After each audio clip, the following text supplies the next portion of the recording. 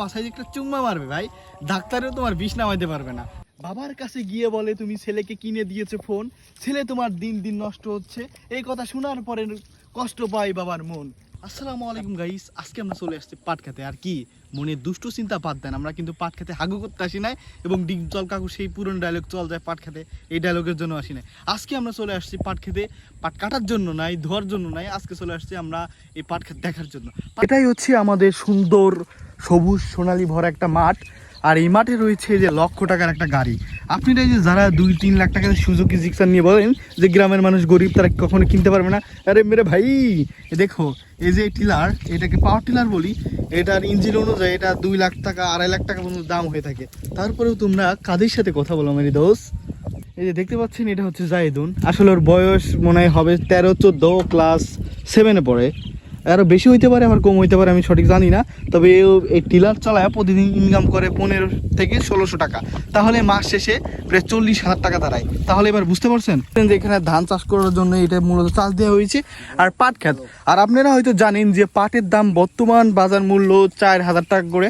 তাহলে আমাদের কৃষি মানে আমাদের গ্রামের প্রত্যেক জন প্রায় 100 থেকে 200 মন করে পাট থাকে। তাহলে এবার হিসাব করুন যে 200 মন পাট যদি 4,000 টাকা করে হয়ে থাকে, তাহলে সে একটা ফসল ঘরে তুলে কত টাকা ইনকাম করতে পারে। এবার আসি মেন কথায়। আপনারা ভাবতেছেন শুধু পাট নয় ভাই, আমাদের এলাকায় মানে প্রত্যেক বছরে 3টা করে ফসল হয়। দেখতে পাচ্ছেন পাট, তারপরে রয়েছে ধান ক্ষেত, এবং এই ধানের এগুলা কাটার পরে তারপর শুরু হবে পেঁয়াজ। আপনারা জানেন পেঁয়াজ কয় টাকা করে মন? আর প্রত্যেকটা কৃষক কম করে হলেও 400 থেকে 500 মন পেঁয়াজ থাকে ভাই, হালকাভাবে নিও না। তোমরা যে কিছুদিন আগে গ্রামের মানুষ খ্যাত এগুলো করে খেপাইতে ভাই, এগুলো ঠিক না। আল্লাহ পাক কার রিজিকে কি রাখছে এগুলো আল্লাহ ভালো জানেন, তোমাদের এগুলো দেখতে হবে না মেরি দোষ। পাচ্ছি না, এইগুলো হচ্ছে ধানের চারা। আর এখান থেকে ধানের চারাগুলো তোলা হচ্ছে যে আটি ছোট ছোট আটি বাঁধা। এই প্রতিটা আটি 2 টাকা করে।